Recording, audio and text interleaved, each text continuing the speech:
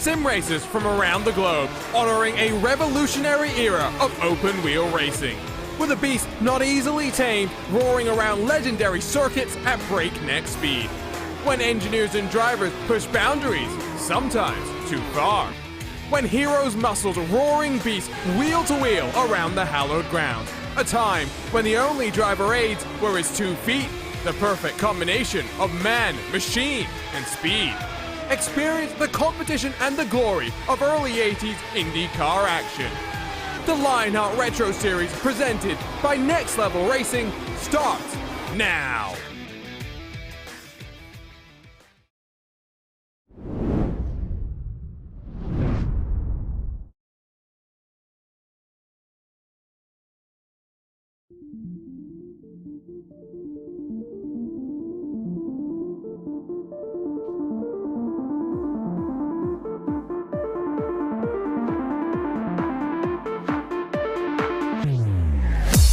It's been a dramatic start to the 2022 Lionheart Retro Series. 4 races have seen 4 different pole sitters and 4 different winners. The chaos and the confusion is likely to continue as for the first time this season, the series heads abroad. 12 months ago, a trip to Australia saw absolute craziness before Sage Carob emerged through the smoke, climbing from 29th into HyperX victory lane.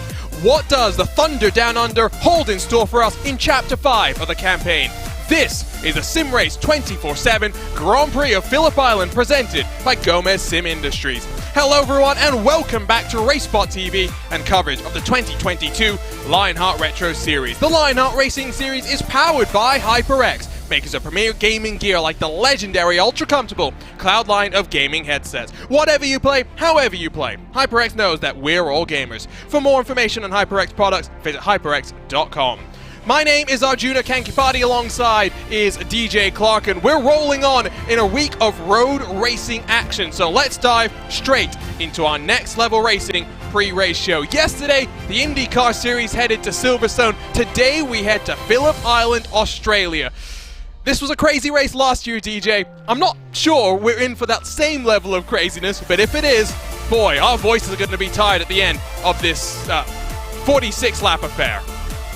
Yeah, indeed they are, Arjuna. This is a very, very technical circuit and one that produces some, frankly, interesting racing. It is a motorcycle circuit, first and foremost, and then so that explains a little bit of why everything is so different around here. The other big change that drivers are going to have to take into consideration is this is, as you can see on your screen, right by the ocean, and that produces some pretty fierce winds and some crosswinds that come across the track that can really throw these cars for a loop if drivers aren't careful. There's plenty of elevation changes here, but in a very interesting way. Let's grab a look at your Next Level Racing schedule as we're working past the first Triple Crown race of the season. Jim Herrick is now a Retro Series winner, coming out on top in a thriller in the Pocono Mountains, but we make the long trip around the world 2 weeks on for the second road course race of the year. In a couple of weeks' time, we'll head to Brands Hatch. Well, we are expecting that to be a rather interesting race. The first time that we go to that particular facility, then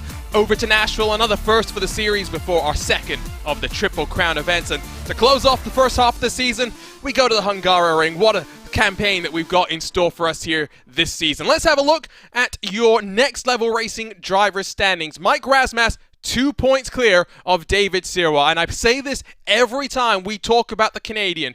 Last year when he joined the series, we thought that he was likely to be someone that excelled on the road courses, but David Sirwa has all of his pole positions on the ovals now. He has become a talented driver across all the disciplines that you have to conquer in this Lotus 79, and I didn't think he'd be a title challenger, but he's showing just 4 races in, he's one to watch. Yeah, he certainly is, and the rest of that Raven Lemoy Motorsports team really and truly definitely earning their position. Don't look for no further than his teammate there, Alex Goyon, down in 7th place. That is becoming a very, very tough team to be able to come up against. I also think we also have to take into consideration guys like Michael O'Brien, Matt Taylor, MadWorks. After a rough start to the season, they're coming on very strong as well. It's very tight at the top, Arjuna. And you see the 3 of the MadWorks Motorsports cars inside of the top 8, and as you'd expect when we grab a look at the HyperX team standings, they are at the front of the field, but after the 1, 2, and 3 to start off the campaign, Graphics LC Motorsports are hanging on. Raven Lavoie in the mix as well. RSR by buttkicker, one that we should expect to have some good pace here today, especially from Marius Valiokas, who's looking to bounce back after his mistake midway through the race at Watkins Glen to try and get into HyperX victory lane. Here's a look at the buttkicker rookie standings, where the buttkicker RSR David Rodriguez car sits at the top with Cristobal Valenzuela, Rodrigo Munoz, Jim Herrick and Hugo Gallas through the top 5. Jim Herrick splitting up the Backfire Motorsports trio by virtue of his Retro Series debut win in our first of the Triple Crown races. It's a strong rookie class, and again, I'm going to go back to it. I think Valiokas is the one to watch today. We saw how rapid he was at Watkins Glen. Can he convert at Phillip Island? Well, and remember, at Watkins Glen, he looked near untouchable until a pit lane speeding penalty kind of rattled his composure a little bit, and that led to a spin later on. So I think if he is able to continue to show that good pace here again, not make a mistake like that down pit lane, it could keep him in the zone, and he could be a real contender out here today. Let's talk about your series details, brought to you by Gomez Sim Industries. It's the 6th year of the Lionheart Retro Series, where we take this Lotus 79 designed to challenge the world's best in Formula One around the world, to ovals, to street courses, and to road courses as well. It's a custom fixed setup. Drivers are on an equal playing field, 2 hands, 2 feet. So that's the only tools they've got to work with. Cash and prizes just over $7,000. Your series champion wins a Next Level Racing GT Track cockpit, as well as a Moser Racing direct drive wheelbase and Formula Rin. The first of the Triple Crown races is already passed. 2 more still to come. Auto Club to close off the season. Of course, we're expecting to see a new champion because Aaron Morgan is on a part-time schedule. We expected him to run most of the road course races this season, but after competing in the Lionheart IndyCar Series and this Grand Prix of Silverstone yesterday, juggling too many different things, we won't see him on course today. We will see one of those Avatar Order Racing teams cars, though. We should see Mark Cohn back in your field here today. So that's the series. Let's talk about what we've got in store for you today. A third trip with the Lotus 79 to the land down under as we grab a look at these Moser Racing event details.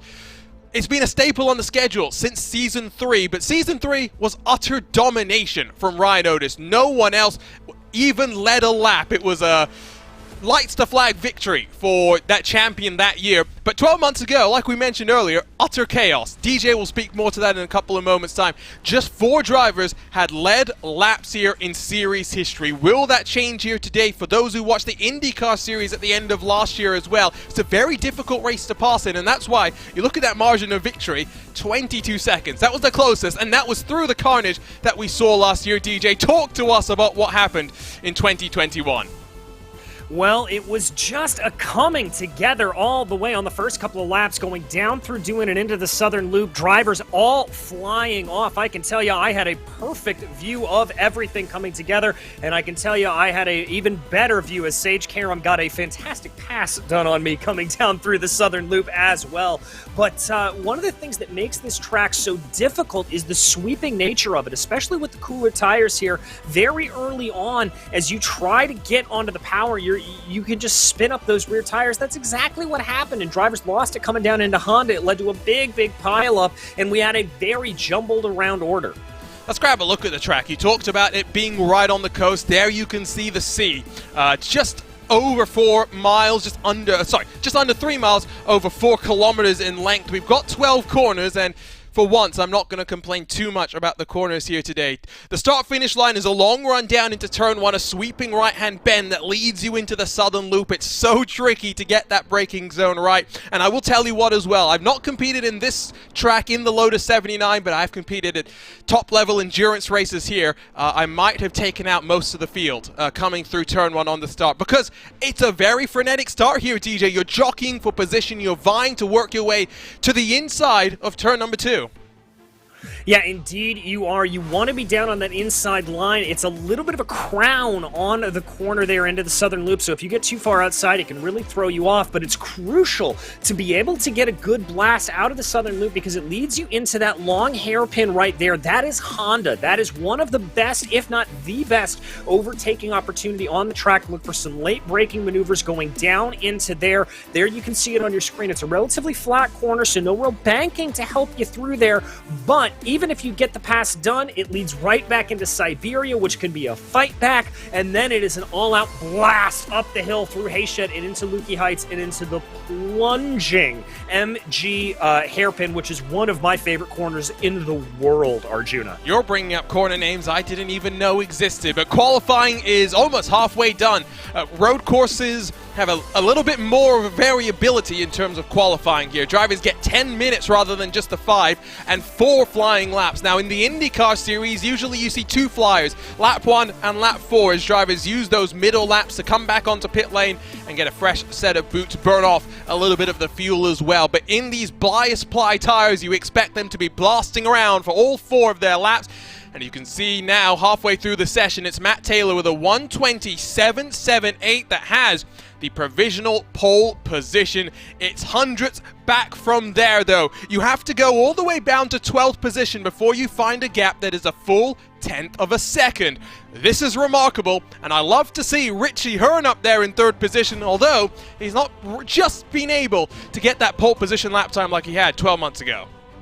Yeah, just missing out by just under 1/10 of a second there. Very, very close margins around here, and that's not surprising. There's few maximum braking zones around here. Like I said, Honda, Siberia, and MG really only the places where you're going to be heavily onto the brakes. For the most part, it's a very quick track, as there Fowler's able to jump his way up into P2, or P1 rather. Razmas up to 6 as the MadWorks Motorsports 1 and 2 for the time being, and Michael O'Brien makes it 3 of those cars inside the top 4, so they're showing up strong as they look to build the advantage at the front of the HyperX Team Championship. 4 minutes to go in qualifying. Let's grab a look at your weather conditions as well, because it's relatively cool, but somewhat conversely to what we tend to see in Lionheart competition. It's only going to get warmer from here. It is 8:30 in the morning on the 15th of November in simulator right now. I also look at that wind, DJ. What does that do to these Lotus 79s? Well, even though the majority of the downforce in these cars is produced by the Venturi tunnels underneath them, by those tunnels that suck the car into the track, there is still enough aerodynamic aid on the top that it can really buffet them around a little bit. Specifically coming through Siberia that you watch right now, if there's a big gust of wind that hits you there, it can upset the rear of the car and make it want to kind of squeal around a little bit on you. The other thing that's going to be big to talk about is the headwind coming down the front straightaway. That means that that car in front is going to be having more air pushing against him, and the draft is going to be stronger. So watch for some maybe more aggressive passes to be made going into that sweeping turn 1 because of the increased efficacy of the draft. MadWorks Motorsports 1, 2, and 3. Michael O'Brien jumps up to 3rd. Bumps Richie Hearn down to 4th, and I think most of the lap times within the top 7 or so are already done. If there's going to be a surprise, it will emerge from outside the top 10. Adam Frazier up to 11th. Tyler Groff stays in 17th, but Alex Guyon bumps him down just a position there. Qualifying works itself to its completion.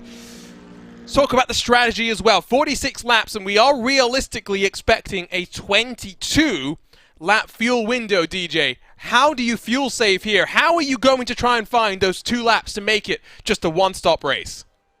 Well, you can definitely do a little bit of fuel saving up through the 2nd sector when you're coming in through some of the fast sweepers that we're looking at on your camera right now. Just lifting off, feathering the throttle a little bit down that area. The other way you can do it, big lift and coast, going down into that downhill MG corner. When you go into there, you can lift off before, let the weight of the car kind of help you to slow it down a little bit more. The other big way to do it is just find somebody to play the game with. Tuck up behind in the draft on this long straightaway, back off there and try to do it. The other thing, Arjuna, is this track really takes a toll on rear tires. The right rear in particular, there's a lot of load put on that tire, and there may be a chance that we see a driver or two actually opt to go for a tire change over the course of this race. Last year, there was actually talk about it before this new tire model was come in, where the tires wear a little bit faster.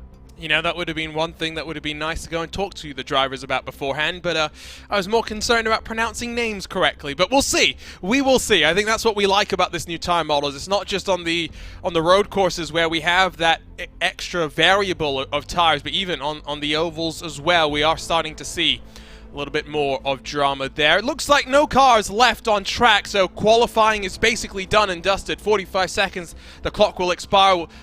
Qualifying will be official. Matthew Schofield, Brett Accord, Brian Hotham, Cristobal Valenzuela, and Will Gibson not punching in lap times. Only one driver has an end-of-line penalty. What's that going to mean for Valenzuela? He's got a lot of laps here to try and work his way past. Where are your primary passing opportunities? Primary passing opportunities are going to be going down into the southern loop, that long left-hander turn 2. You can take a multitude of lines into there to try to maybe get a sweep around the outside, but your two best ones are really going to be from there. Honda, the heavy right-handed hairpin, and then plunging down the hill into MG, although that's going to be a little bit more difficult. You have got to be very, very brave to be able to get a move done there. Well, the time for talking is done. It's time to go racing for the Thunder Down Under. Let's go trackside here for round 5 of the Lionheart Retro Series. Let's run you down through the starting grid for the SimRace 24/7 Grand Prix of Phillip Island, presented by Gomez Sim Industries.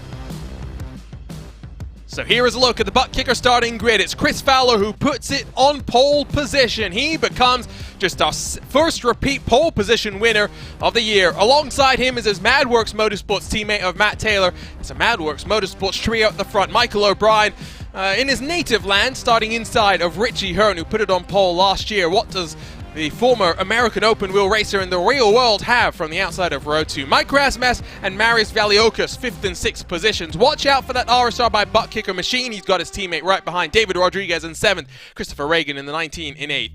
Gabriel Wood and Rodrigo Munoz complete the top 10 with Adam Fraser and Lionel Callisto 11th and 12th positions. David Sirwa, some work to do for the driver that sits second in the point standings. Jim Herrick on his outside with Trevor Malone, Alex Guyon, Tyler Graff and Paul Jenkins right behind them.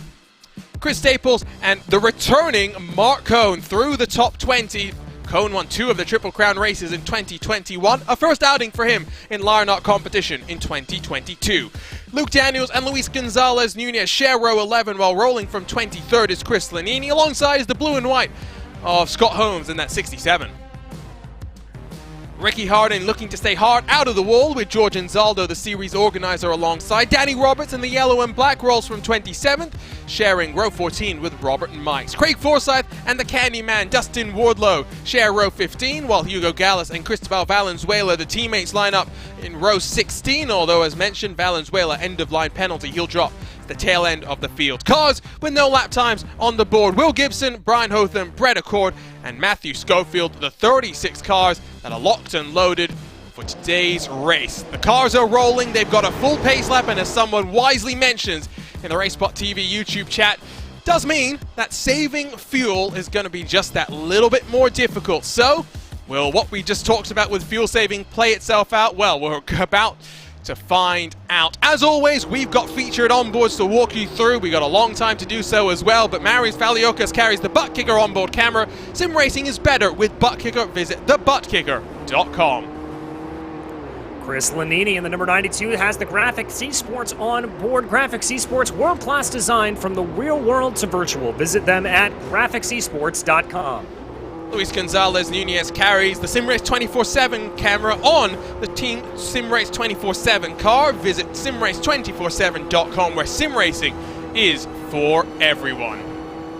And finally, Lionel Callisto carries the HyperX on board camera. Whatever you play, however you play, HyperX knows we're all gamers, and HyperX is always ready to game.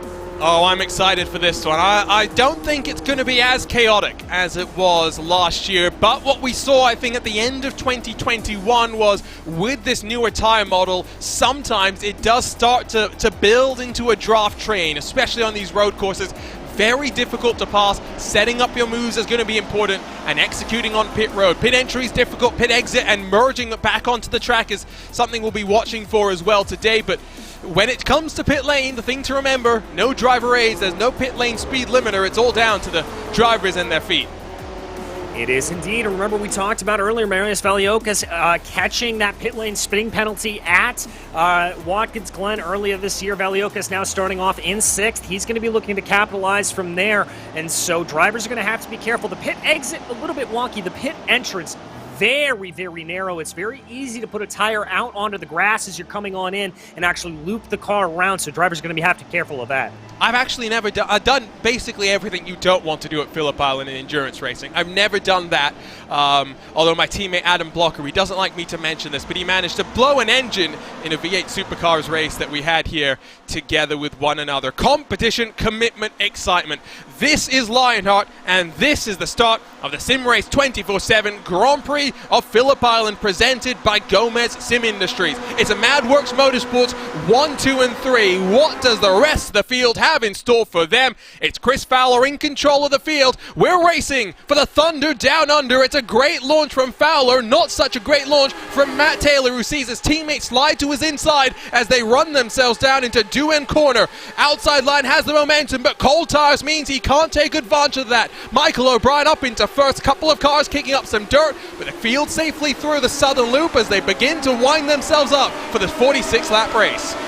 Indeed, they do. Everybody being nice and cautious here at the beginning as O'Brien and Rasmus really starting to push forward. Taylor down 2 positions. He is not going to be happy with that start. Here comes the heavy braking into Honda. Are there going to be any problems coming down into this corner? Looks tidy, a bit of lockups in the back, but I think we survived. Yeah, all cars still on the black stuff, which is great to see. Valioka's got a bit swarmed on the start. Chris Reagan's up 2 positions, couple of cars going 3 wide, but at the front it's a breakaway from Chris Fowler and Michael O'Brien. Taylor able to fend off the advances of Mike Rasmus. Richie Hearn slides down to 5th. A nice and tidy start. This is where things get fun. Up and down you go into Lukey Heights. Just look at the plunge that you've got down the hill. It's such a treacherous braking zone. I think a couple of cars in the background might think about taking this too wide. Oh, we've got a spinner around Craig Forsyth, Ricky Harden as well. A couple of issues for them, but the rest of the field survives that one. Leading lap 1 is Chris Fowler. And it's very, very easy to do that there. Oh, that's Richie Hearn going for a little bit of an excursion out onto the grass, but very easy to lock up the tires going down into MG like that. The weight of the car is pulling you down, speeding you up as you go into the braking zone. Richie Hearn then from 5th down to 7th. Actually didn't lose too much time when all things were said and done, so I don't think he'll be too disappointed, but he's swarmed.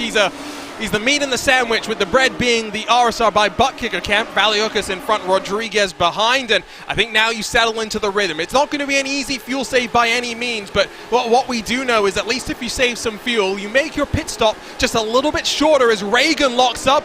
Valiokas unable to take advantage, looks like as well. Fraser and Herrick side by side. The race winner a couple of weeks ago trying to make something happen.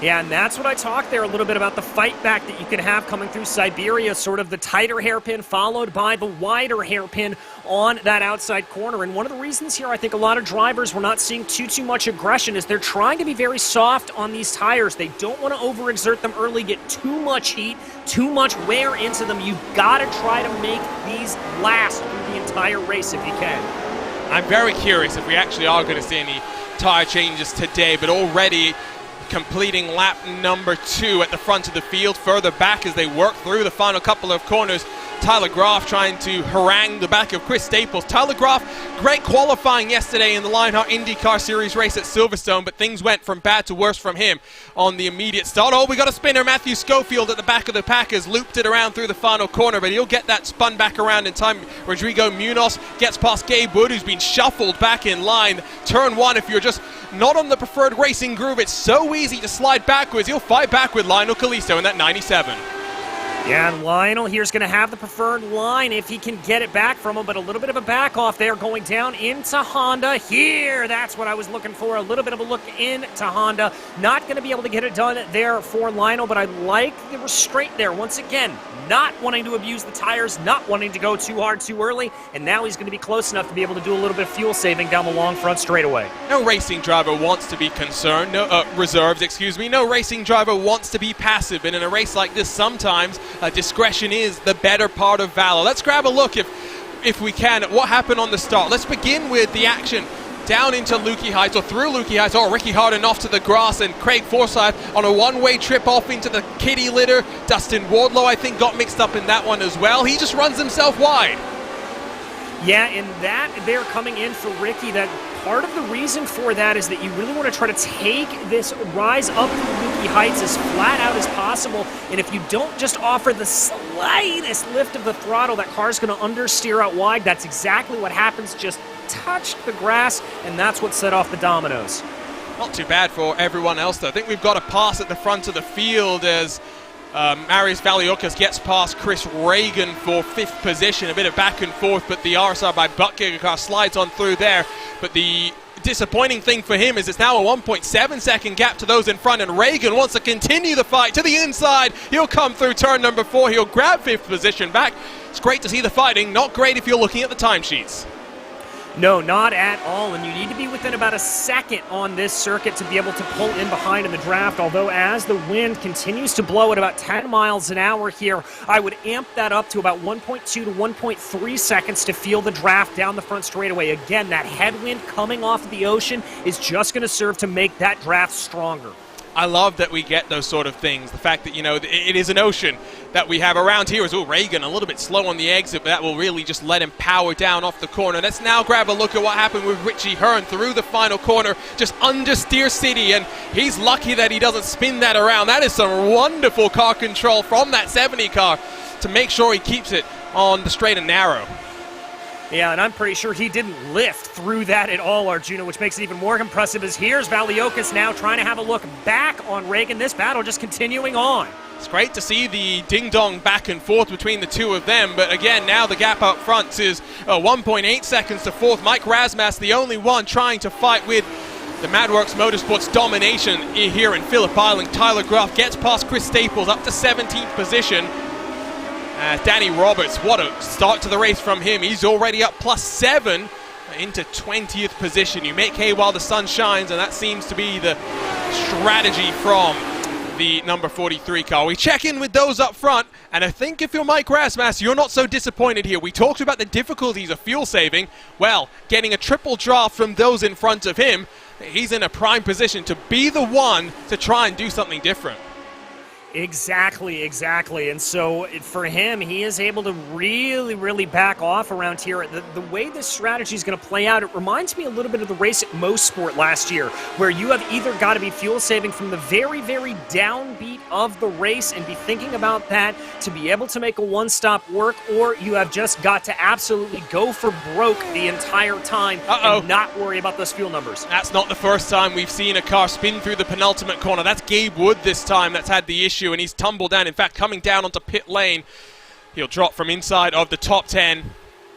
Was looking like another good day for him. It was getting closer with O'Brien at the front. Let's grab a look then at what happened to the other car that did something very similar. We'll grab a look at the 66 of Matthew Schofield, who's seemingly retired this car, and he just gets a little upset, pushes wide, and from there, he was never regaining control.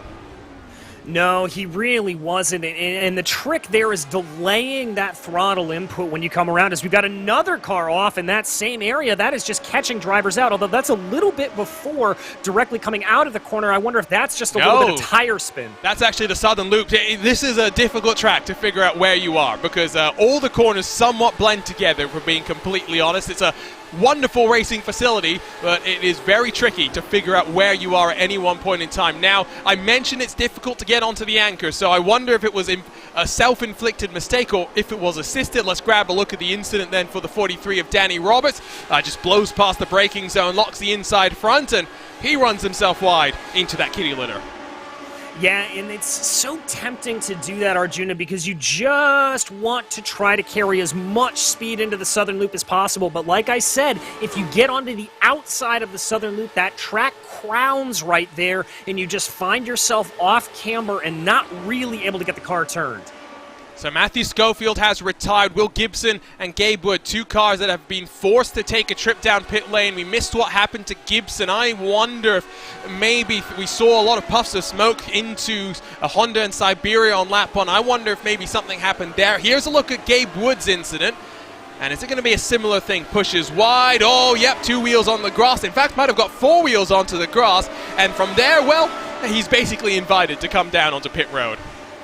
Yeah, exactly. Better almost to come down pit lane there, get a little bit of a top off, and then you only have to worry about one more stop over the course of the race. So, yeah, just kind of taking advantage of circumstances there.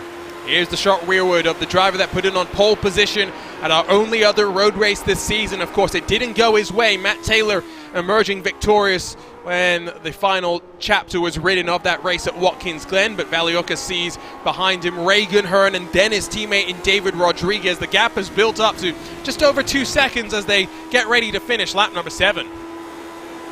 Yeah, that gap certainly growing larger and larger. 2.3 right now as they cross over the line. Valiokas needs to try to push ahead here. That is certainly out of draft range here at this point. He really needs to try to close in, but I don't know if he's got it with these 4 drivers up front just absolutely running the wheels off somebody else off. That's Craig Forsyth again, just not being his day, I tell you what. We did see on the run down into turn 1, Michael O'Brien built up a whole head of steam as he powered down into turn number 1.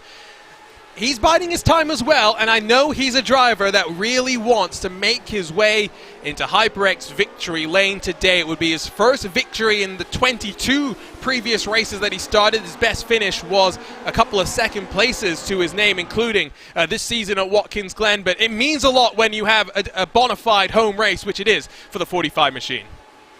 Yeah, exactly, and especially with the disparity of not many Australian circuits being on the iRacing service, this kind of being one of the few with Oran Park and Winton, I believe the only other two. Little bit of a lockup there in front from Chris Fowler. Easy thing to do going down into MG, but that's going to be a little sign of weakness here for the 45, and he may want to just try to push a little bit more. Hopefully some more Australian tracks coming soon. I think we're getting Sandown in the future as well. Of course, a new generation of V8 supercars being launched in, I believe it's just about 12 months' time. We were meant to be introduced midway through this year, but for cost reasons and as a result of the COVID-19 pandemic, it was pushed back very slightly. Those new generation V8 supercars have already been tested in anger on track, and we'll see what they shape up and potentially here on the sim as well. So working lap 9 of 46. Remember, 22 laps is our expected fuel window. You need to get to 23, though, to try and make it to the end of the race. So we'll find out in about 12 laps' time if anyone's going to be bold enough to try and make anything happen. This time it's O'Brien that locks up on the run in towards the Honda corner at turn 4, working through Siberia, which cambers up on exit as you get the power down, run yourself through turn 7 into turn 8, one of my favorite portions of track throughout the globe. It's just such a challenge that when you get it right, it is so ultra rewarding. The battle up front is close. The battle behind sees a spinner in the form of the 67 of Scott Holmes. It wasn't as crazy to start this race off, but I do think we've had plenty of incidents back in the pack. Yeah, we certainly have a lot of drivers here just finding themselves with a little bit of problem going on all over the course of it, and that looked to be coming out of MG. I think that Arjuna may have just been a little bit of over-aggression getting onto the power.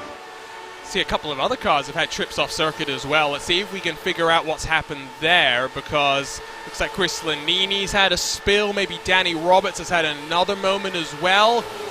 It's all going on as Cristobal Valenzuela has had another moment. That penultimate corner is really catching people out. David Sirwa on the charge, gets past Adam Frazier into the southern loop. He's up into the top 10.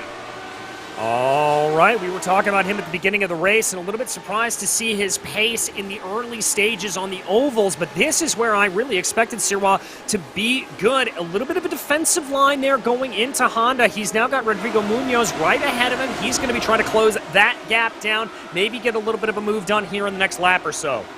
Just see that accordion as they come through into the corner. It closes up on the brakes. It opens up as they get onto the power as well. It's just that typical thing that happens on road courses. So let's have a look at what happens. So Chris Lanini spins it by himself. I think that's Robert Mikes potentially that gets involved. Luis Gonzalez Nunez is the one that takes avoiding action. There, in fact, is Robert Mikes. Now, Danny Roberts, I think, might have had his own issues when this was going on. So let's grab another look. Here's the battle side by side into the corner, into that southern loop. Maybe Lanini touching the grass on his own. Danny Roberts coming through into picture as well. He's just pushed wide. He is pushed way, way wide there, and not for the first time we've seen cars self-inflicted mistakes there. Great shot of both those cars in view. Exactly. And again, little bit of closeness there up at the front of this little pack. That is Sirwa able to get by Munoz. And now we're going to pick up what happens to Scott Holmes. Oh, on the power, on the grass as well, loops it around, and I think then struggles to spin it back and then get it into a clean pocket of air. There you see he's perpendicular basically to the track and has to find an opportunity to roll back. That very much will have halted his momentum. 10 laps into this one. Again, not as crazy as it was last year. That's not to say that it hasn't been full of thrills and spills so far. No, indeed. A lot of single-car incidents, a lot of drivers just having a quick lapse in concentration around here, which is something that you can't afford to do. There's not a lot of time to catch your breath on this circuit. The only chance you get is on that start-finish straightaway. It's not like there's a long backstretch where you can really catch your breath, especially when you're running in groups like this that we're seeing the whole field really run in. You've got to constantly be on your game. Down the hill, through Lukey Heights, it's now Trevor Malone and Chris Staples that have gone mixed up, the 96 and the 34. We're just saying that it has been relatively calm. It's like the drivers are trying to prove me wrong. I think they're listening into the broadcast and just trying to spite you, Arjuna. Yeah, that explains a lot. I'm not great at multitasking. I don't know about you, and I don't know about some of these drivers. Here's the look at what happened. So it's down the hill. Oh, that's a lunge, optimistic, and it's looped by himself on the brakes by Chris Staples, and Trevor Malone is really the one that gets the worst of it there. Yeah, really is. Unfortunate issue there for him. We take another look at it. Again, this is just such a tricky braking zone to get right because you're coming in at full chat, and then you've got to bring it on down. Very optimistic lunge, and just, I think, locking up the rear brakes there.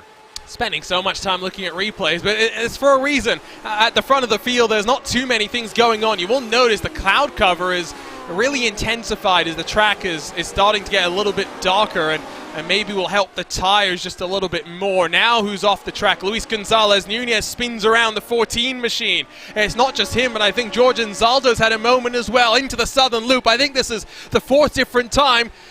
I'm glad I mentioned just how tricky that braking zone is, DJ, because sometimes it turns out commentators do know what they're talking about.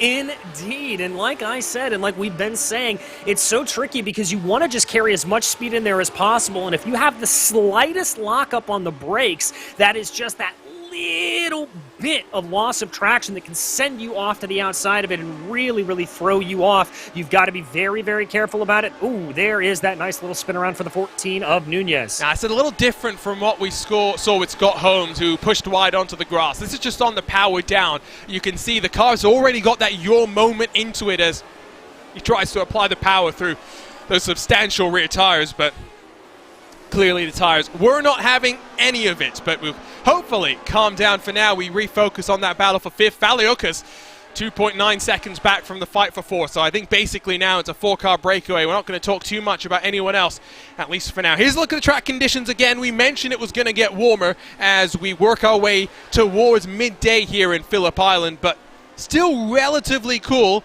That wind still rather gusting and strong across the track. Yeah, indeed. The other thing that we really didn't talk about too much is that 72% humidity. Now, that is actually pretty crucial because that means because of a couple of reasons. One, you're going to have a little bit more grip through the corners because there's going to be more air pushing down on those wings. The other part of it is that draft is going to be stronger when you come down the main straight because the air is thicker and that leading car has to push more of it out of the way. See, Chris Staples has had a moment. David Rodriguez gets passed by David Ciron now. Good charge from that 99 car. Let's give him a round of applause. Oh, they come to blows, though, and both of them will lose out. And oh, my word, big old stack up. I think that was Adam Frazier that was the one that was running into the back, potentially, of Rodrigo Munoz, who was caught in the middle of a sticky situation. But again, the southern loop bites, and it bites hard. It does indeed, and that side-by-side looked very nice, very good competition, and then everything just absolutely coming to blows there. Yeah, Frazier looks like he is towed back into the pits, some pretty extensive damage on that number 88 machine. My word, maybe I'm going to stop talking about how this race is less crazy than last year, because we're 14 laps in, and we're starting to very much lose track of what's going on. Here's a look at the incident, though. So Rodriguez has a send, and he loops it by himself. Sirwan tries to give him room, but the driver that's second in the championship, oh my word, there's the big old stack up.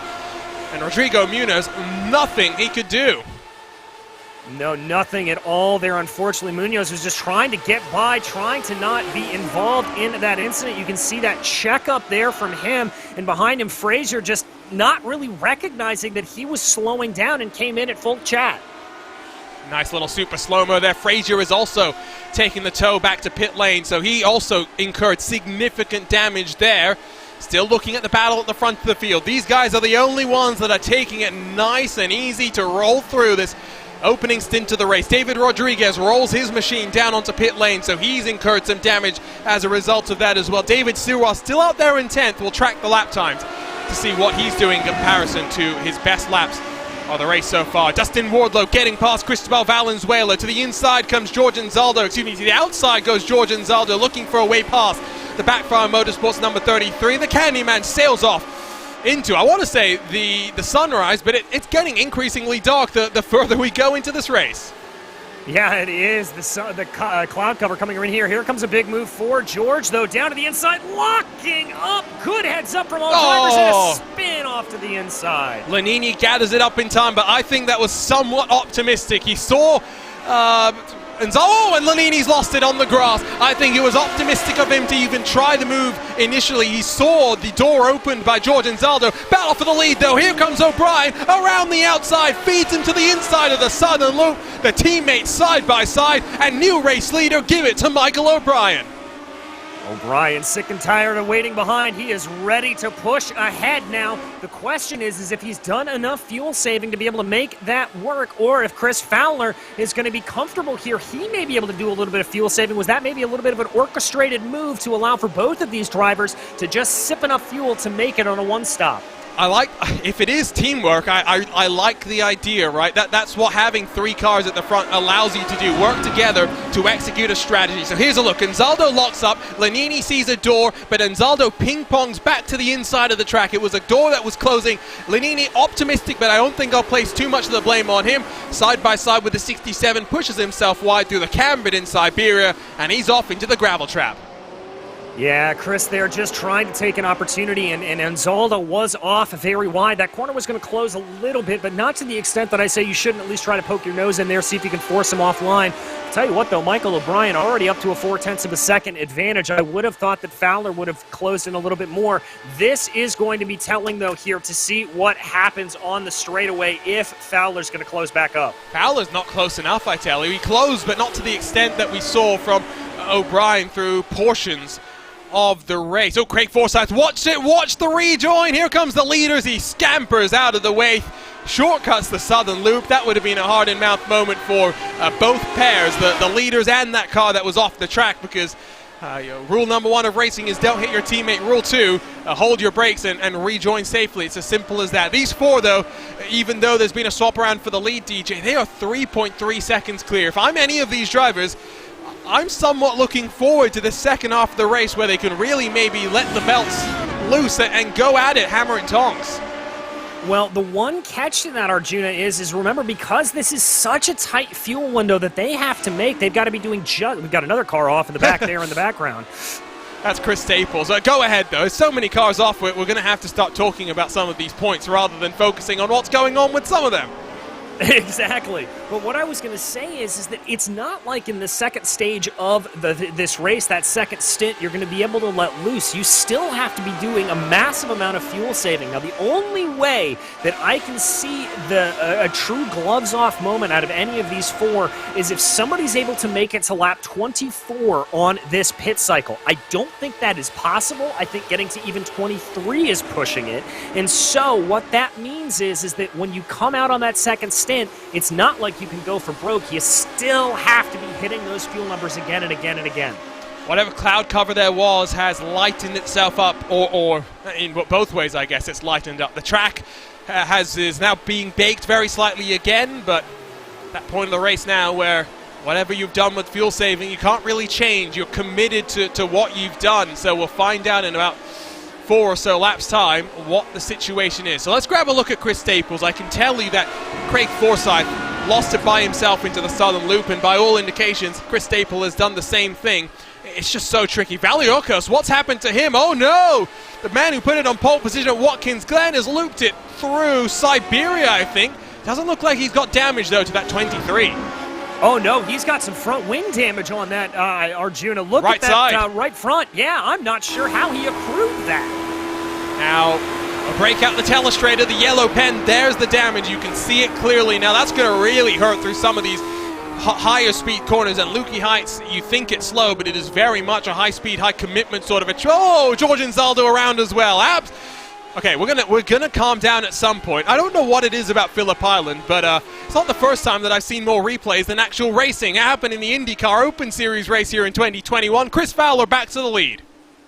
Yeah, Fowler back up to the lead, doing a good pass on just around the outside there of Doohan, and that's going to demote Michael O'Brien back into second place. Gonna have to see here if he wants to stay in behind. By the way, Erasmus holding the fastest lap of the race in fourth. Yeah, again, I think he's in a great spot. He's biding his time. He's being patient. Paul Jenkins onto pit lane along with Luis Gonzalez Nunez. Now, given that a lot of these drivers expect not to make it, don't hate the call if you're Paul Jenkins, who is stationary for 7.9 seconds and gets himself rolling again. I think he's trying to get some track position, although he doesn't get the benefit of running that tank completely dry. These cars, rocket ships on low fuel. So here's a look at what happens to the RSR by buttkicker machine through Siberia. It looks tidy until he's on the power, and he's going to get clipped. I'm not sure who that was. I think it's Richie Hearn.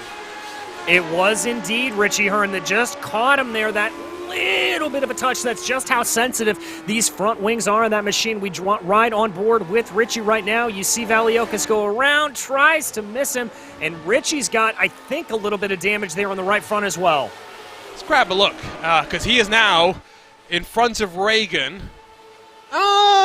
He's got a bit, but it's not as bad. I think that's what we can say about the Elite West Racing number 70. Yeah, it's just a slight little upturn. That will be perfectly manageable. You'll just notice a little bit of understeer coming through the fast sweepers, but it's not going to be enough to really, really upset your entire race. I think Luis Gonzalez Nunez has just lost it on pit exit with cold tires. Colder tires. I don't think we're seeing any tire swaps, but I think you might see that a couple of times. Valiokas, by the way, has already been stationary for 13 seconds and counting, so I think he's getting a front wing change on that car by virtue of that bit of contact with Richie Hearn. Focusing on the fight out front, the four drivers that have been somewhat calm through today's proceedings. What does it take if you're Mike Razmas here, DJ, to just settle into the rhythm, not get too excited? It's so easy at a physical, flowing, fast track like this to make mistakes. Well, one of the biggest things that's going to be really helping him is fuel saving. If you are concentrating on those numbers, if you know what you've got to hit, whether you have a real or a virtual crew chief in your ear, maybe a heads-up display that's giving you those numbers, if you're focusing on that, it's going to prevent you from being really overly aggressive in trying to make moves that'll come back to bite you. So I think that may be a little bit of his saving grace. Not the first time that George Anzaldo is locked up into Honda, although this time at least it's by himself, so no chain reactions caused that then take out other competitors, or I shouldn't say take out other competitors, but then mix up with other competitors. I think that's the better way to put it. Here's a look at what happens with Luis Gonzalez Nunez. So on pit exit, you can see he's using the longer pit exit and doing a Tony Hawk impression there, grinding on the white line that separates the grass and the tarmac itself. Then into the southern loop, just pushes wide on those colder tires and goes for a bit of a trip. Again, I don't think that's the last time that we're going to see it. Pit window is well and truly open, though. Brian Hotham worked his way up into 18th as Cristobal Valenzuela, Brecht Accord, Chris Lanini, and a whole bunch of cars down to pit lane. Will we see any of these front four down this time by? Well, I'll tell you what, I'm going to be very surprised if we see Taylor or Rasmus coming down pit lane. I wouldn't be surprised if Fowler has to dip, and there they go. Really interesting. Okay, Taylor coming down as well. Now, that means that Rasmus has been able to save some good fuel over the course of this race. Look at him to potentially try to stretch this. The question really, though, in my mind, does he go 23 laps? As there goes Richie Hearn, Chris Reagan, and they've extended past 21 as well into the box. You've got to execute now. You can't afford to make a mistake. Lionel Callisto, I think, has had a trip through the grass on pit entry, but has gathered it up in time. You'll be hoping it's not an unsafe pit entry. They leave in formation, although Matt Taylor with a bit of a longer stop. 7.4 for Fowler, 6.6 for O'Brien. It's 8.8 for Matt Taylor. And interesting there, the number 20 of Chris Fowler took tires on that stop. So he's going to take a little bit of time here to get those tires up to temperature. It's going to be a little bit faster here, I think, for O'Brien to be able to close in behind.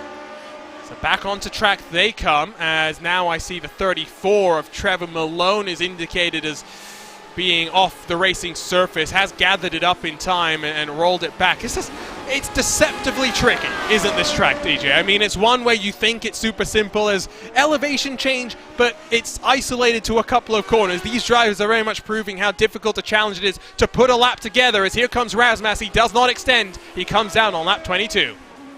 All right, so it's going to be close there for Rasmus. We'll have to see if anybody else is able to make it any further. Hearn, Reagan, all coming in as well, waiting for the Watchman and Brian Hotham. Those are the only other two that have not stopped here at this point. And you're right, Arjuna, it is a very, very difficult track, and it's kind of like, for the reason that I talked about earlier in the broadcast, it's a bike circuit. And so it's not necessarily made for four wheels, and that presents Richie Hearn.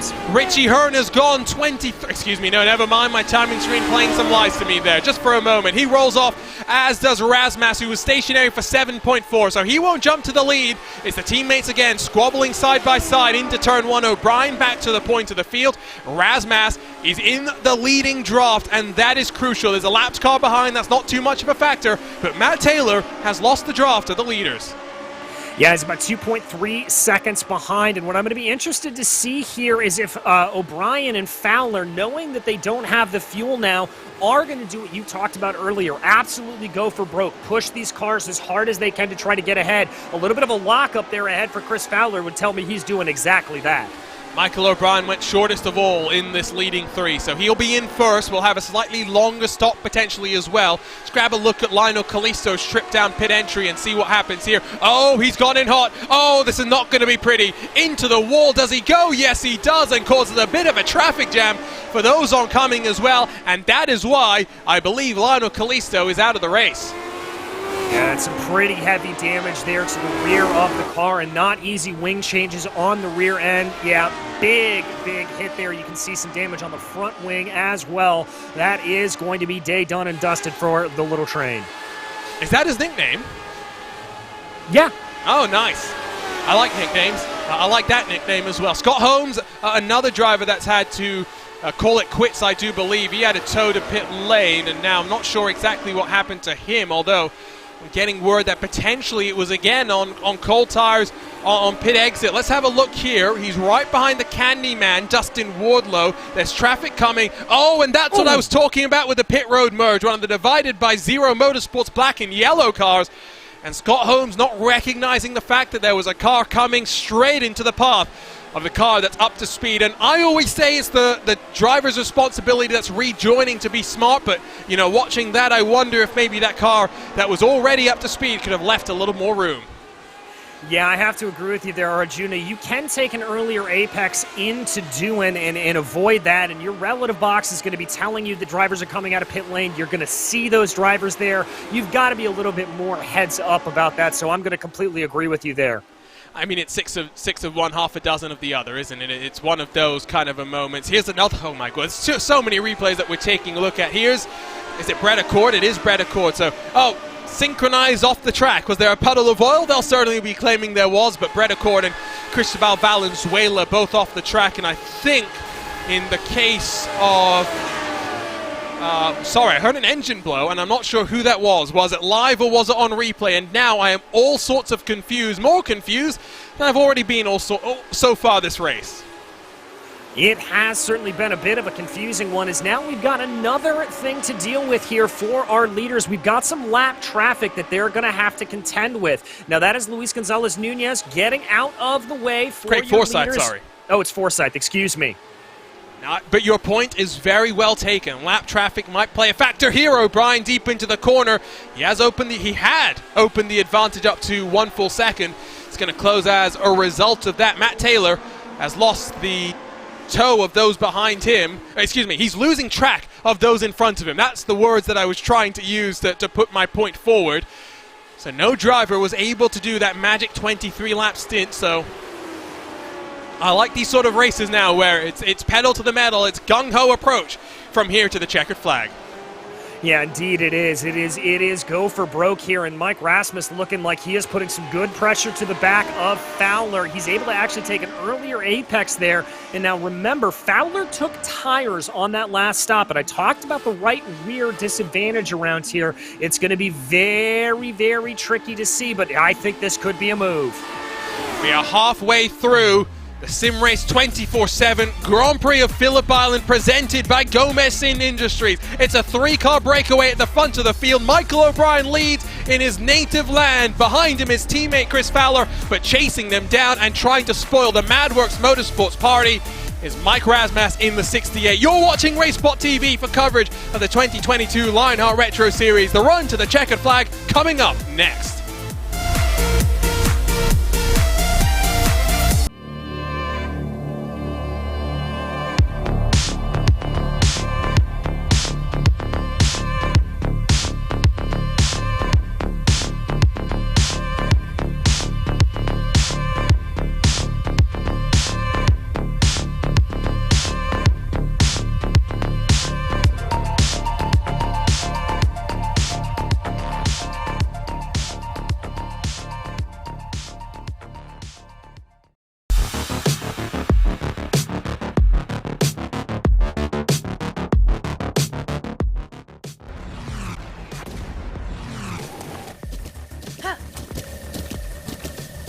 With the Buttkicker Gamer 2, what you see and what you hear is what you feel. Buttkicker, the future is feeling.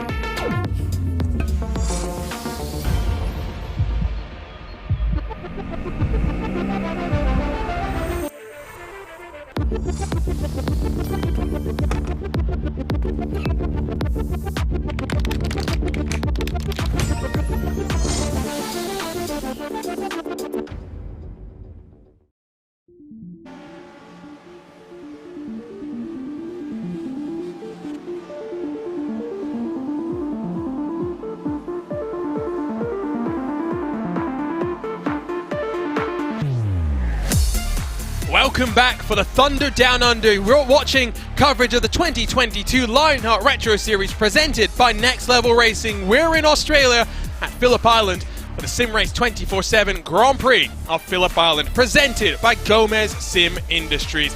Hello everyone, alongside DJ Clark, my name is Arjuna Kankipati. We saw the pass for second under commercial break. Mike Rasmus getting past Chris Fowler, but what has happened in the background is even more important. Matt Taylor has just made a mistake. He has slipped behind Richie Hearn. It's been a helter-skelter, tumbling sort of an opening half of this race, DJ. We thought it would be chaos. It's been more chaotic than anyone could have predicted.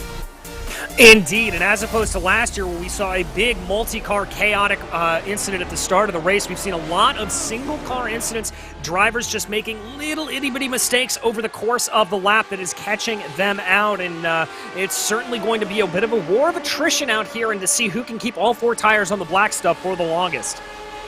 It's a little different to what we saw last year, though, in terms of last year it was Sage Karam 29th to 1st. It went like that for him. In a blink of an eye as well. It's been less frenetic like that. No one making that hard charge up through the field. The Southern Loop has claimed yet another victim. Matt Taylor this time, pushing hard and pushing too much. A little bit loose, a little bit squirrely, and from hero to zero, excuse me, makes that mistake and slides behind Richie Hearn. There comes that 70 machine.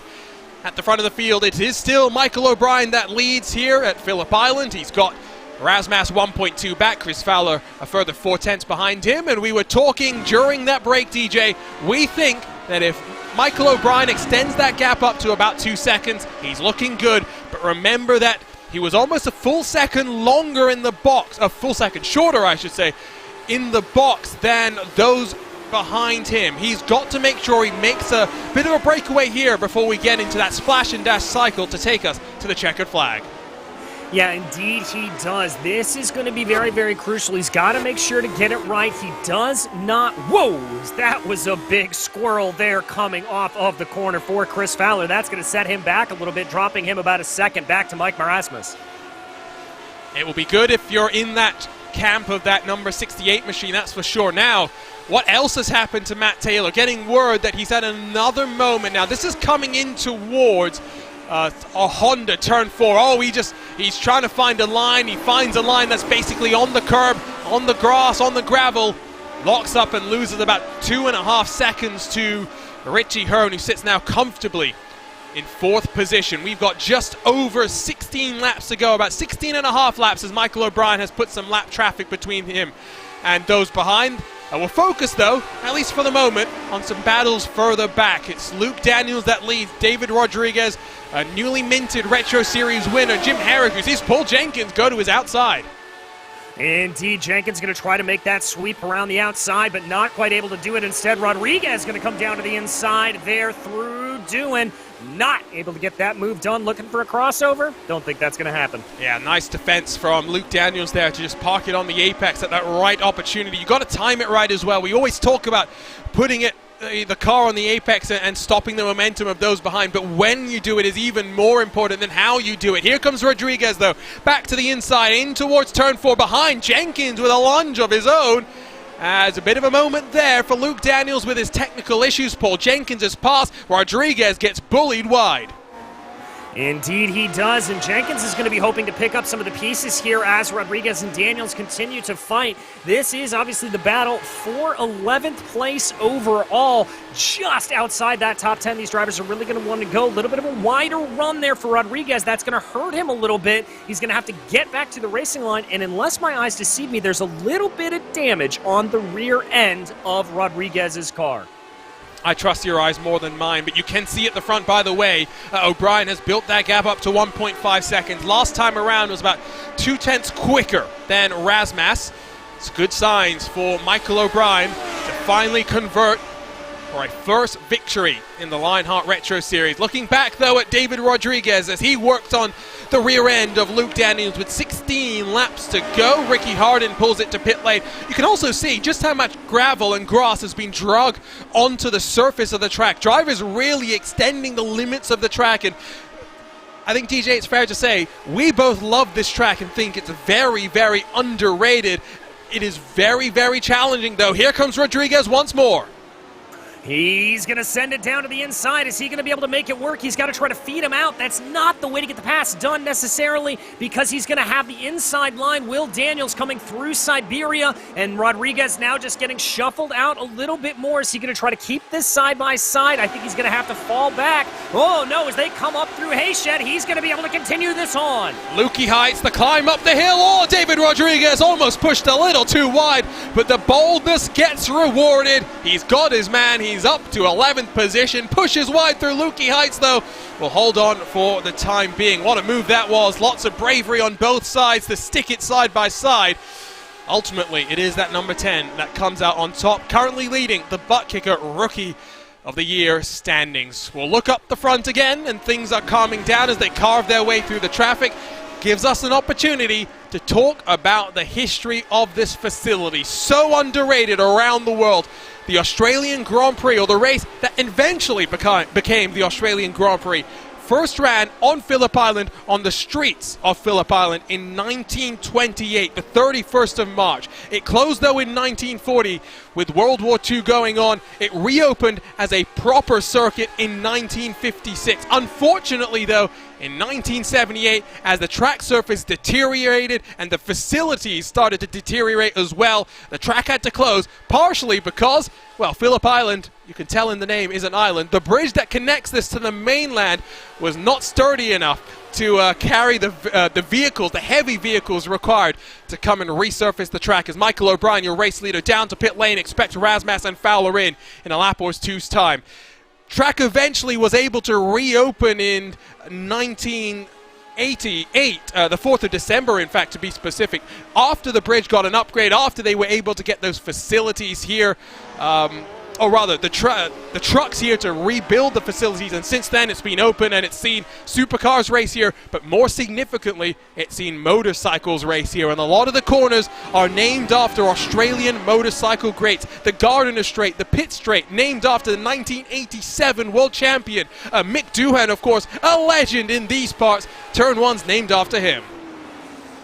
Yeah, indeed it is. A lot of great history around this circuit, as you said, Arjuna, and one of the circuits that, frankly, I was completely unaware existed until my time on the iRacing service. And like you had alluded to, it's quickly become one of my favorites. It's an absolute blast to drive, whether you're out here in an open wheeler, one of these retro cars, a more modern wheeler, a Formula 3, or even a GT3 machine. It is just so much fun.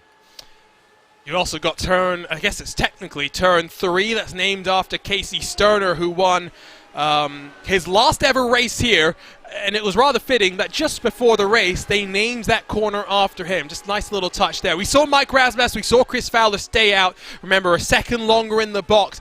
You talked about this earlier, you mentioned the tire change that we saw from Chris Fowler. It was so quick in the box that we suspect it was a one tire change, probably the right rear, given the load that goes through that specific tire. Will we see Razmas? Will we see O'Brien counter that? O'Brien, 7.9 seconds stationary. Well, that would be within the window to be able to do that, so we'll have to see what he does. I would anticipate Rasmus and Fowler here probably coming in within the next 5 laps or so, trying to run this tank as empty as possible. Remember, we haven't really talked about it all that much, but these cars very, very sensitive to weight loads. As they get lighter and they get lighter and lighter, they get looser, they get more nimble, and they get faster, Arjuna. They stay out at least for one more lap as we complete lap 34 this time around. Michael O'Brien has come out into a bit of clean air. He's got David Sirrell 1.4 seconds in front of him, but after that it's a 4-second buffer that he's got to Chris Reagan. So this is what he would have wanted to see as, oh, that's a little bit deep from the 17, so that's some lap traffic for him to work his way past. Getting down to 10 laps to go. Richie Hearn, whose internet has been somewhat consistent this year, well, it's starting to play up again. Indeed it is, and something to note, Mike Rasmus just set the fastest lap of the race with a 1:20.37, so he is definitely in full push mode. Lockup. That's not well. No, the big drama that I was referring to is this. The returnee, the 2022 debut for Mark Cohn has ended with a spin, or I should say, been marred by a spin. He's dropped down to 14th position as David Rodriguez will pull his way onto the box. Remember, Mark Cohn won 2 of the Triple Crown races in 2021. A shame that he wasn't trying to go one better in 2022. Yeah, indeed. A little bit rusty there, I would have to imagine, for Mark Cohn getting back into the car after such a long breakaway. Let's see what happened to him. This is coming up down into MG. Gets onto the binders, just a little bit of a rear brake lock up there.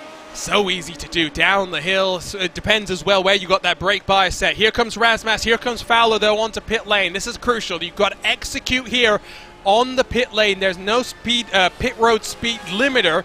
It's very much about your right foot. How in control are you? Into the box they come for the final time today. There is the presumptive race leader. Michael O'Brien sweeps through the final corner. Razmas up and away. A little bit further back is Fowler. They'll take the long pit exit. Watch on the right-hand side. There they come up to racing speed. Where is Michael O'Brien in this equation? He's dropped back. We thought that the window for him, that buffer that he needed, he had managed to achieve it, but he's found himself about 1.5 seconds back from your new race leader. Mike Razmas has broken the MadWorks Motorsports domination of the SimRace 24/7 Grand Prix of Phillip Island. He has indeed, but crucially, he did not take tires on that stop. Now, I'm not sure if O'Brien did or not, but we'll have to see if that maybe presents an opportunity, a little bit of an advantage here for Fowler, who does have, we suspect, that fresher right rear. We'll have to see if that plays into anything whatsoever. So 6.6 for that car. 7.0 for Chris Fowler in the 20. We did see him stay a little bit longer in the box, and then for Michael O'Brien, it was, as we said earlier, 7.9 seconds stationary for the final time in this race. Across the line this time by it will be 10 laps to go. Richie Hearn leads the way from Matt Taylor, Chris Reagan. All three of those cars yet to come down and box. So your net race leader is this man, Mike Rasmas, and the 68 machine. 10 to go. Can Fowler, can O'Brien close him down? He's got a big old buffer there, 1.4 seconds back. Chris Fowler has to still get past David Sirois. Right, and it looks like he's going to try to. No, he's not thinking about it. Maybe Sirois gave him a little bit of an opportunity. I think that is David recognizing that, well, it may be a battle on track, is not one that he actually needs to have, and just kind of let Fowler on by there. Didn't look like too stout of a defense from the Raven Lavoie Motorsports driver. Now O'Brien, next car in line to try and work his way past. Oh, big old hornet's nest down the hill. Oh, big old squirrely moment there. I think that's Gabe Wood in the 04 machine with Ricky Harding, Chris Lanini, and Paul Jenkins behind. Luke Daniels again finds himself at the front of a train as Chris Staples in the 96 machine will come down to pit lane. There's some great fighting. It's what we like to see. It is indeed, and it looks like after everybody's gotten the jitters out on this race, everything's getting a little bit calmer. Here we come, a little bit of a run down into that first corner again. Is that going to be Ricky Hardin able to pick up a position as well as Gabriel Wood goes on by? Well, for a moment, I thought there he had got onto the grass on the inside and spun it around, but he holds on to it. He keeps control. Luke Daniels now, we'll see number 7, Ricky Hardin, in his rearview mirrors as it's a 5-car train. At the very tail of this one is Paul Jenkins. We'll turn our attention briefly back up front because Chris Fowler has brought the gap down to just 1 second. There's some lap traffic playing a factor as well. We've talked about how that might impact things and influence the proceedings of this race. Mike Rasmus's tires, we'll have to see how they're holding on now with 9 to go.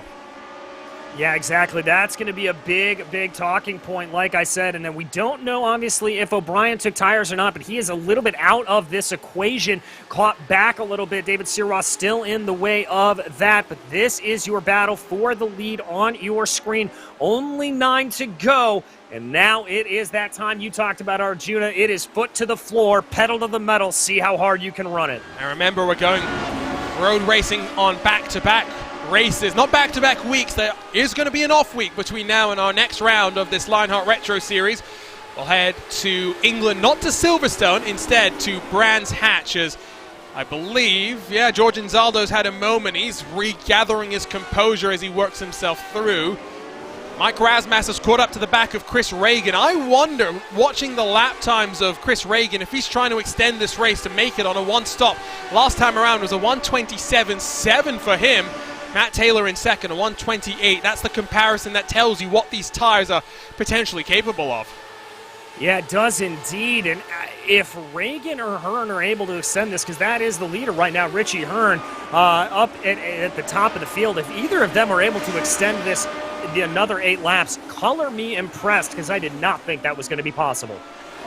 Yeah, I don't think it's possible either, given where they stopped. They've been on track for, 17 laps, so assuming they do another 8, that's a 25-something lap stint.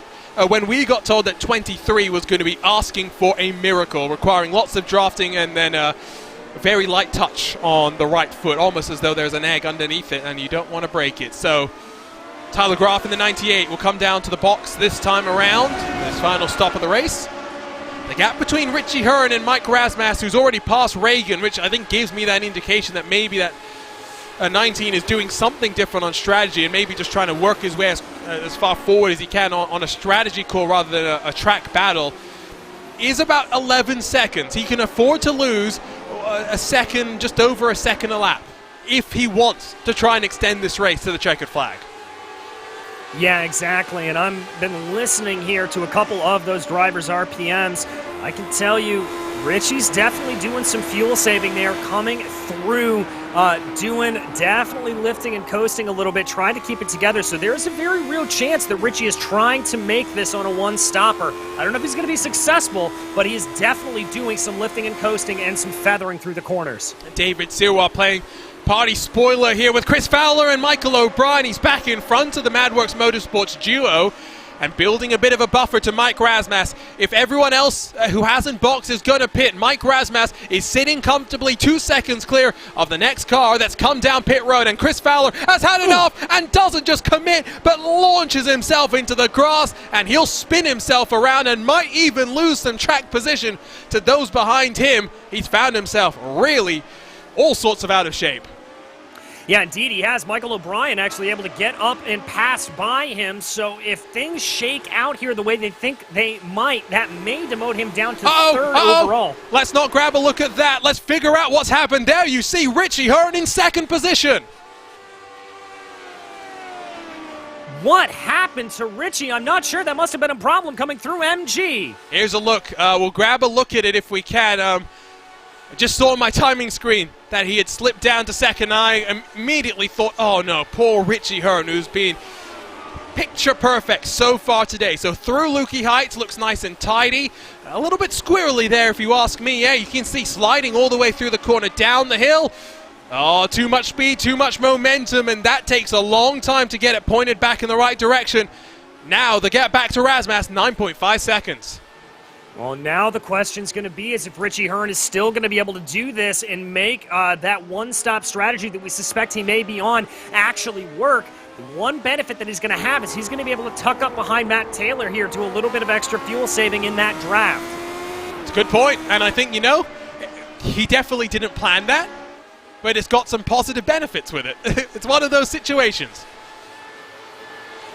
Exactly. We'll have to see if it plays out for him, though. He's definitely doing some lifting there, coming over Lukey Heights, coming down here at 5 to go at the line. A little bit tentative, getting onto the throttle there. That tells me he's doing some fuel saving. Doesn't look like he's going to duck down, but Taylor is.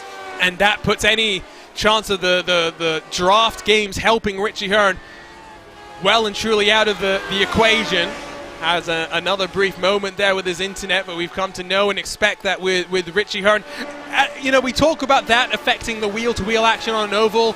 DJ, what does that do when you're racing on a road course when someone's got an unstable internet connection?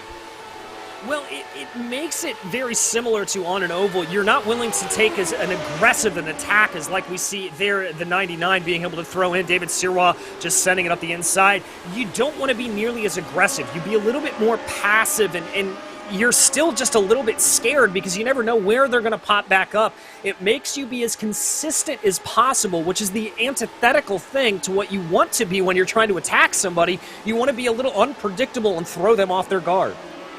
So David Sirwa continues to play party spoiler for Michael O'Brien's chances of grabbing a first career Lionheart Retro Series victory. Mike Razmas has technically the net race lead. We'll wait and see if Richie Hearn can extend this one. He's opened a 6/10 buffer this time around. Of course, Mike Razmas, 4 career victories to his name.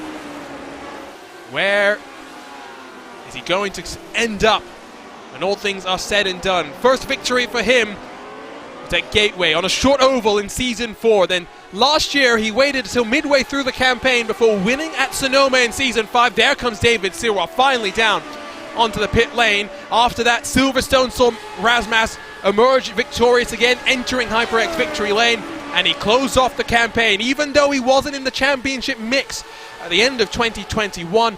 On top, victorious at the High Speed Auto Club Speedway. 4 laps to go. Richie Hearn, well, do you gamble at this point, DJ? I mean, at this point, Richie knows his numbers. I'm listening to his throttle control again. He's doing some really nice lifting, being very, very smart about where he's applying the throttle. I don't think he can make it to the end, but at this point, I am going to push this until the last possible minute, try to extract everything I can, because the briefest of pit stops that I can make is going to at least put me further up the field. He probably would come out at least in top 10. So Michael O'Brien, 2.2 back from Mike Rasmus at the front of the field. Jim Herrick has rolled himself onto pit road this time around. So has the Candyman, Dustin Wardlow. So final pit stops are underway here today. And here comes Richie Hearn. He can't make it. He blinks. Coming to the line. 3 laps to go. All right, so that's going to resettle our order. Rasmus, O'Brien, Reagan, and Fowler. Everybody relatively spaced out here up front. It's going to be a big last-ditch effort if somebody wants to try to take this race away from Mike Rasmus. There goes the Candyman. Richie Hearn finally reaches his box. Reagan is on lap 22 of his stint.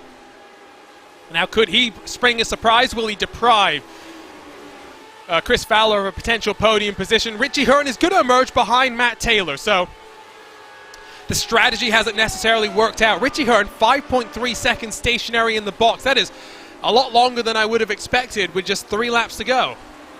Yeah, same here, Arjuna, but he's at least able to come out, and he's bought himself a nice little buffer. He's got about 9 seconds up the road to David Sirwa, so that's going to help him out especially nicely, and only about 1.2 seconds, 1.3 seconds behind Chris Fowler, or excuse me, behind Matt Taylor, so he may be able to close in there a little bit on that.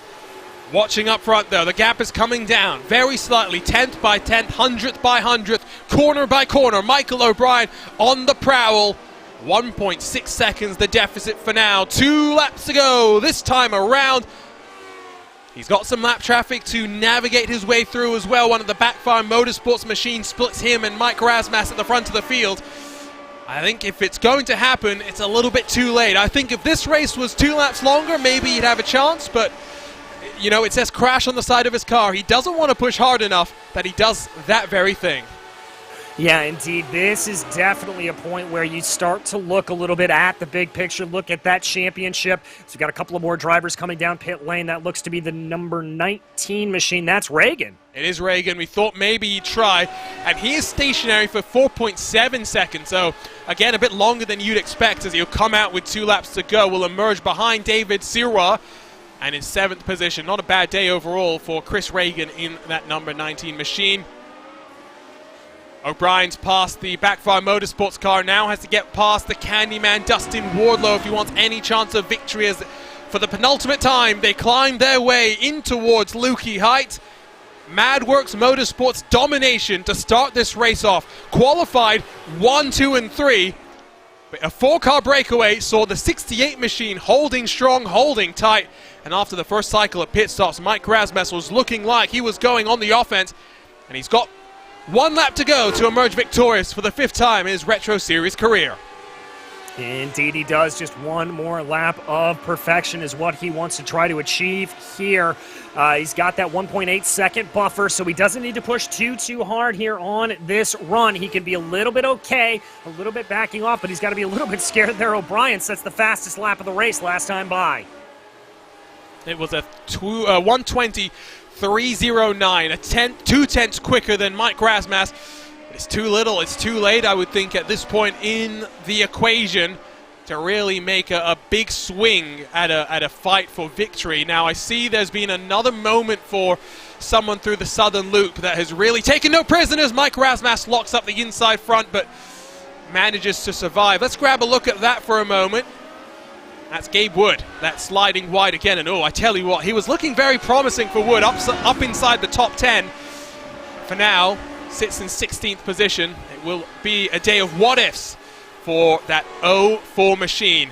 That southern loop, I mean, Australia is known for its unhospitable nature and the creatures that roam its lands, but it's just been mistakes after mistakes that have been the story of that second corner. Madworks Motorsports domination in qualifying. One man stood up tall and took the fight to the triumvirate at the front of the field. It is a 5th career Lionheart Retro Series victory for Mike Rasmus. He extends his points lead at the front of the field. He wins the SimRace 24/7 Grand Prix of Phillip Island, presented by Gomez Sim Industries. 2nd place will go to Michael O'Brien. Give a thought to him. Still searching for that elusive victory. What more does the 45 machine need to do to get to the top step of the podium here in the Lionheart Retro Series? Just a little bit of heartbreak there to lose out by 1 position on his home soil there for O'Brien. By the way, Richie Hearn able to come home in 5th after that late pit stop there. Taylor coming home in 4th, way back of that group. He was another early contender that we thought may have been a part of that battle for the lead. And this man will have a smile from ear to ear. It took 5 races in 2022 to actually get to the top step of the podium. It's been very consistent, though, so far in 2022. Came into this race with a 2-point lead at the front of the championship. He'll be leaving with an even bigger margin to the rest of his competitors. Cars streaking across the line to finish off a calamitous, a chaotic, absolutely helter-skelter sort of a race at Phillip Island. There's a reason that you and I, DJ, we love to see this track on the schedule. There's a reason why it's a fixture. It's a challenge, and it's one that this Lotus 79 really brings the best out of certain drivers. Yeah, it certainly does. You saw just how many drivers fell afoul of this circuit. So easy to spin those rear tires, so easy to go off at the southern loop, and it takes the absolute best in the driver in that number 68 machine, Mike Rasmus. Well, he is certainly the one that stands triumphant today. A dominant win. Are we going to be treated to any donuts? Don't know how much fuel he's got left in that machine, if we're being completely honest. I think a lot of cars would have tried to run it as close as possible when it came to the fuel number. It's going to get a bump from behind. I think that's the indication that there's not enough fuel to celebrate a victory here today. Chris Lanini, the Graphics LC Motorsports teammate, there on the start-finish line to celebrate with his teammate. What a day for Mike Rasmus, a now 5-time winner in the Lionheart Retro Series. Let's dial up our SimRace 24/7 race results. Mike Rasmus 1.4 seconds clear of the MadWorks Motorsports train. The 68 stands tall. It's another strong display from the MadWorks Motorsports camp. O'Brien, Fowler, and Taylor 2nd through 4th, while Richie Hearn backs up another impressive qualifying performance at Phillip Island inside of the top 5. And David Siwa struggled in qualifying but gained 7 positions to work his way up to 6th. Chris Reagan behind him, and the fellow Raven Lavoie Motorsports machine also making some headway. +8 for him, +8 for Tyler Graf in the 2nd of the Graphics LC Motorsports machines. David Rodriguez slides backwards very slightly to finish inside of the top 10. Ricky Hardin, one of your biggest movers today. 14 positions gained to sit in 11th spot for the number 7, while Paul Jenkins finishes in 12th position. On his return, Mark Cohn is unlucky number 13. A couple of moments for him, but an overall good day. Some strong pace shown from the Pink Panther, while Luke Daniels in 14th. Jim Herrick, race winner last time out, only 15th here today. The story of what if for Gabe Wood in Phillip Island. He's 16th with Chris Staples behind him. Dustin Wardlow +12. Cristobal Valenzuela +13 with Will Gibson also +13. So complete the top 20.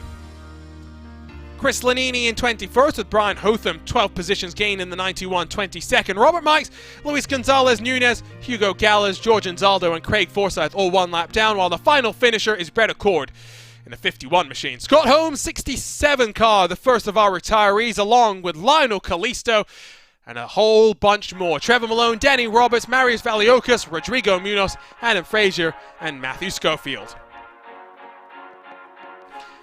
And that leads us then into our HyperX post-race show, because the Lionheart Racing Series is powered by HyperX, makers of premier gaming gear like the legendary ultra-comfortable Cloud line of gaming headsets. Whatever you play, however you play, HyperX knows we're all gamers. For more information on HyperX products, visit hyperx.com. And standing by for us in HyperX victory lane is Mike Rasmus. It took 5 races for him to get his 5th career victory in 2022. But Mike, I mean, you bided your time in the first stint of the race. What happened from your perspective in that second stint to work your way towards the front? I couldn't tell you. I don't know. I did my best, and I think I just I did that extra lap on fuel at the beginning, and that might have just kind of helped me along for the rest of the race.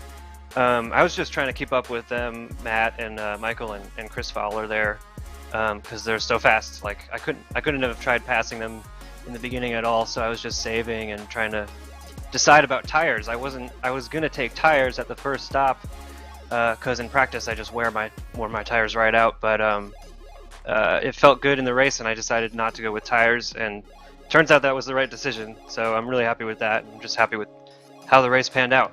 I love that this tire change for 2022 is really keeping you guys on your toes. I mean, was there ever a question in that second stint as well? DJ was postulating that maybe it would be worth a gamble for you to make sure you've got some grip. Talk to us about how bad the tires are after the 46 laps here today. Yeah, they're not too bad. It's just the balance changes a lot. I think the tires wearing out, if I remember correctly, they stay a little bit cooler, so the car feels a little bit loose, and you just have to keep it under you and try not to spin any tires, any of the fronts or rears, and try to minimize, like oversteering and locking up and all that stuff. I was waiting for like a major grip loss, but it wasn't really there. It was just more of like dealing with the balance. I mean, it's been a great start to the season for you, Mike. I mean, other than the brief blip at Watkins Glen where it didn't go your way, you finished inside the top 6 in 3 of the races so far this year. A very consistent start. And, looking back on 2021, you're in the championship mix until the very closing stages. From your perspective, what does it feel to start off 2022 like this? Yeah, I'd like to just keep going with the consistency. It's so hard to win on the road courses against all these guys. Like, everyone is so fast and no one makes mistakes, and it's really hard to beat them at that. So it's really satisfying to get a road course win. But this whole season, I'm trying to have fun. I'm trying to play a little more risky strategies and see what happens, and just enjoy racing with all these people. Well, I think this strategy is working for you, Mike, so keep it up. And I mean, a couple of weeks from now we go to Brands Hatch for the first time in series history. That's going to be very fascinating. You talk about wanting the road course wins. Well, that's your 3rd of the 5, so congratulations. Let's see if you can keep this momentum rolling at Brands Hatch next time out. Thanks so much. That's Mike Rasmussen. And then second step of the podium is not Chris Fowler, who he momentarily dragged in there. It's Michael O'Brien. And Michael, I mean, I'm sure this is a race that you would have wanted to win. I asked you this last time at Watkins Glen. I'm going to ask you again. What do you need to do to win one of these races? Oh, I don't know. I'll get there one day. It just didn't quite come together. I mean, it's clear that you had the pace. From your perspective, what was the call on strategy to go a little bit shorter in stint number 1? Were you just trying to look to try and get some track position and break the toe? Because those first 22 odd laps, I mean, the 4 of you at the front couldn't be split by any sort of a margin. I knew I wasn't taking tyres, so I just wanted to spend as much time light as possible, really. Push as hard as I could and kind of hope for the best. I didn't have the ultimate pace of Matt and Chris, so I sort of had to try something a bit different. You say that, but you were starting to build a buffer at the end of that second stint. So clearly, you say you didn't have the pace, but it was slightly different on the track, even if you were a little bit lighter on fuel. I mean, you're good on the ovals, don't get me wrong, but we always see you come to life on these road courses. It hasn't happened yet. 2 second-place finishes in 2022, but we go to Brands Hatch next time out. What are you thinking about that? A first for the Lionheart Retro Series. Yeah, I've never driven a car this fast there, actually. That should be interesting. In my mind, it's quite a small track, so I don't know how good passing will be there, but no, I'm looking forward to that. It's a small track, that's for sure. Michael, I love to see you drive. You just drive with a relentless aggression at times that is going to get rewarded. Don't get your head down. You'll get that win, and hopefully it's at Brands Hatch in a couple of weeks' time. Thanks, Arjuna. Michael O'Brien was searching for the win. You could hear the slight disappointment in his voice, but it's not far away, that is for sure. Well, our first repeat pole sitter of 2022 was Chris Fowler, and if not for a small mistake of his own, he would have been fighting for first, would have been fighting for second. Chris, talk to us about that race. That first, it looked like a little bit of a procession, but it really started to intensify from there. Yeah, well, first I got to thank Donate Life and the 65 Roasted Foundation for being on board with me this year. It's really awesome to get them on the pole and on the podium. That was a crazy race. I tell you, this year in Retro, I am my own worst enemy. I just can't finish at the end of races right now. So I just got to dig deeper and finish these races. But, I mean, it's great to come away with third. The beginning of the race, we just kind of just cruising, trying to save the fuel and just keeping a pace and trying to pull away as we could. Of course, Mike was right on our butt the whole time. But, yeah, we just tried to get there, and then once we got through our pit stops, at that point we're like, everyone go for it yourself. Just the only rule is don't wreck your teammate. Otherwise, go fight and have fun. So that's what we did. We were all on our different strategies and just went with it. It was a really fun race. I keep being my own worst enemy there. I got a little frustrated there with David pass. I knew he had to pit again, and he kind of got me in turn 2. I was like, man, I'm going to lose track of Mike, so I tried to make another move, and I just dove way too deep. And I'm just my own worst enemy right now. I always say rule number 1 of racing is don't hit your teammate. So I'm glad that at least you guys share that philosophy. You say you're your own worst enemy, and I think race 1 it was going so well. 23rd, race 2, of course, the victory at New Hampshire. Watkins Glen down in 12th, 24th at Pocono. Your car says you're cursed. You've clearly got the speed. What will it take in terms of your mindset to get that the results that your performances and your pace seems to deserve? Because you say you're your own worst enemy, but that's often the best thing, right? Because you can do something to change that rather than if there's external factors coming and playing a part. Oh, for sure. I just need to dig deeper. I kind of get, once you get to the end of the race and you're in the lead or close to the lead, I kind of get the anxiety kind of takes over you, and I kind of just get nervous. And then at that point, I get out of in the zone that I'm in, and I just kind of lose it in those last few laps. And I just got to stay in that zone. I had to spin at Homestead. After Pocono, I dominated that race and spun it with 3 laps to go on cold tires after 15 cautions. Speeding penalty at Watkins Glen. So I've been up front all week. I've had the pace. I just got to dig deeper, stay in the zone, and just stop making mistakes. That's the mental side of sim racing, which is so important, and because you have less physical effects on your body, the G-forces, I always say that the mental side is so much more important. Chris, congratulations on the run. We know you've got the pace. It's looking like a promising season. Still a long way to go. We'll see you in a couple of weeks' time at Brands Hatch. Sounds good, man. Thank you.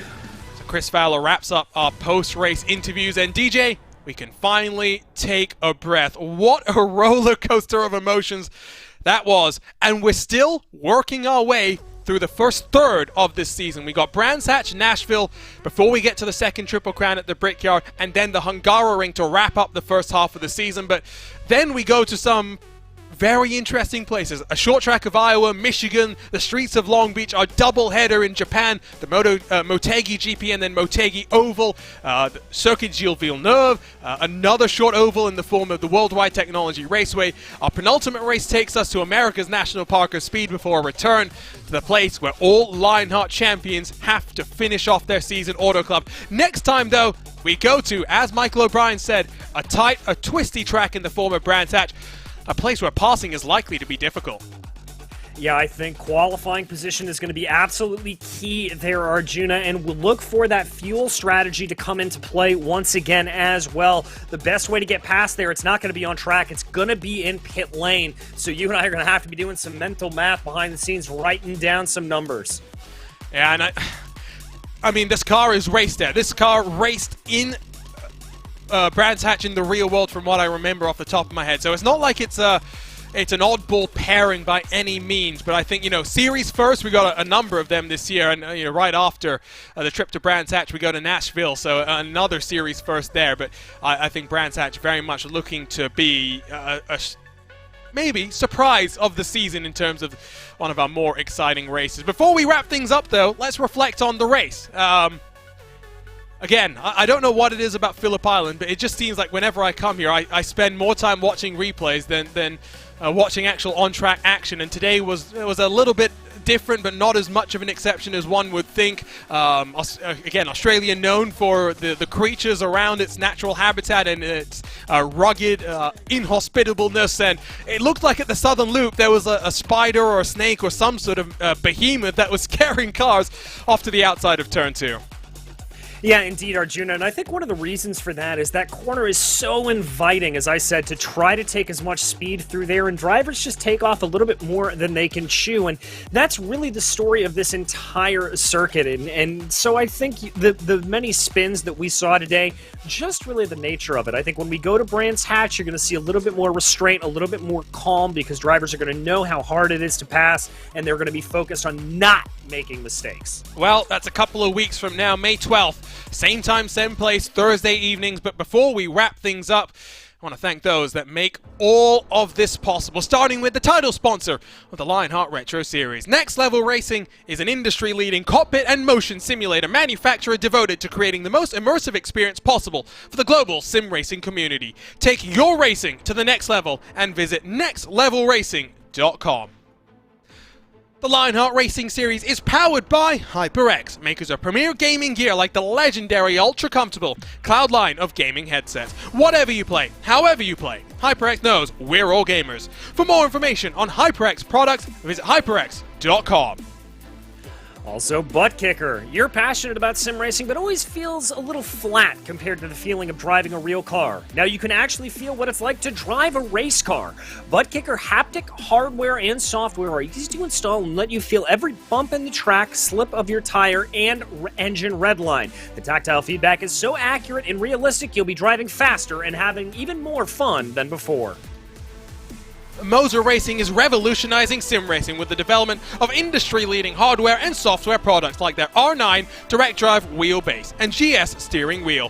Featuring zero-delay wireless technology and made from high-end materials, Motor Racing delivers the precision you need to reach victory lane. Gomez Sim Industries are makers of high-end esports equipment and controls, precision-built using nothing but the best materials available today. Passion and handmade craftsmanship drive each made-to-order building, creating a driving experience like no other. Visit GomezSimIndustries.com.